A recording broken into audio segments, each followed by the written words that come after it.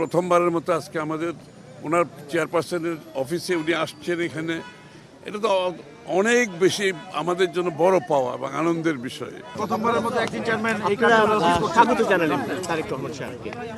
এখন আসলে দল কতটা উজ্জীবিত হবে বলে মনে হচ্ছে? আগামী নির্বাচনে এটি কতটা প্রভাব ফেলবে?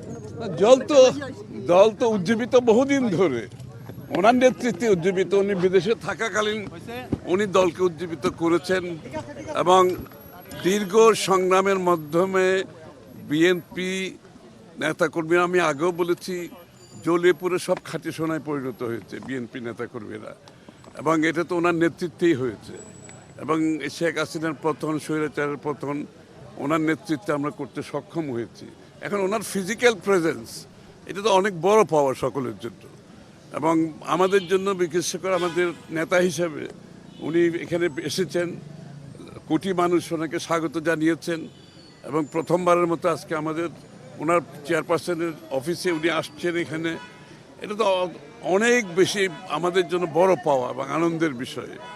এবং আমাদের ফিলিং, অনুভূতিটা আপনারা বুঝতেই পারছেন।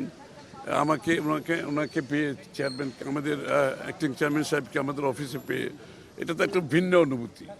এবং আমরা ওনার সাথে বসে সামনাসামনি, অনেক দিন পরে সামনাসামনি বাংলাদেশ সম্বন্ধে আলোচনা করছি, বাংলাদেশের ভবিষ্যৎ নিয়ে আলোচনা করছি, রাজনীতি নিয়ে আলোচনা করছি, ঢাকার পরিবেশ নিয়ে কথা হয়েছে, এই যে এখানে যে দূষিত ঢাকা, এটা নিয়ে আলাপ হয়েছে, এবং ঢাকার ট্রাফিক নিয়ে আলোচনা হয়েছে, ঢাকায় চলাচলের জন্য যে জনগণের অসুবিধা, এটা আলোচনা হয়েছে, এবং ঢাকার যে লাইফ কত এক্সপেন্সিভ হয়ে গেছে, সাধারণ মানুষ ঢাকা শহরে থাকা যে কত কঠিন হয়ে গেছে, এগুলো আলোচনা হয়েছে।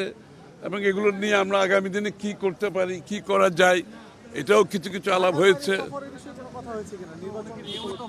না, স্বাভাবিক না, উনি তো অফিস করবেন, এবং এখন তো বেশিরভাগ সময় ওনাকে কাটাতে হবে বাংলাদেশের প্রত্যন্ত অঞ্চলে, বিভিন্ন জায়গায় ওনাকে যেতে হবে, তো নির্বাচনী কার্যক্রম শুরু হয়ে যাচ্ছে। তো সুতরাং উনি অফিসে যে হয়তো বেশি সময় বাইরে দিতে হবে, জনগণের কাছে যেতে হবে।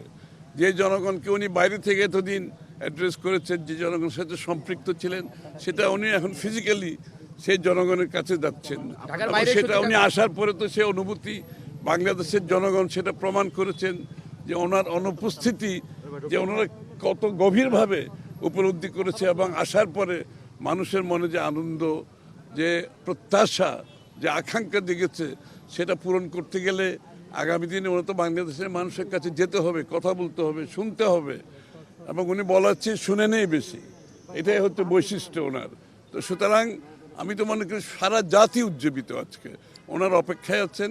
ইনশাআল্লাহ উনি যখন ওনার ভিজিট শুরু করবেন, আমি মনে করি শুধু আমাদের নেতাকর্মী সমর্থক না, সমস্ত বাংলাদেশের মানুষ যে প্রত্যাশা, এবং সেই প্রত্যাশা পূরণে ওনার যে পরিকল্পনা, উনি বলেছেন আই হ্যাভ এ প্ল্যান।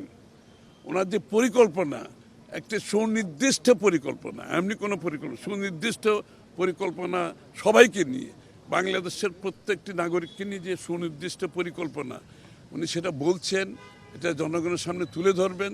বাস্তবায়ন কিভাবে করবেন সেটাও বলছেন, শুধু পরিকল্পনা থাকলে তো হবে না, এটা বাস্তবায়নের জন্য ওনার যে চিন্তা সেটাও বলছেন। এবং আমার মনে হয় জনগণ ওনার যে প্ল্যান, ওনার যে পরিকল্পনা, তার অপেক্ষায় আছেন, এবং বাংলাদেশের যে পরিবর্তনের প্রত্যাশা জনগণ করছেন, সেই পরিবর্তন ইনশাআল্লাহ জনাব তারেক রহমান সাহেবের নেতৃত্বে আমরা দেখতে পাবো।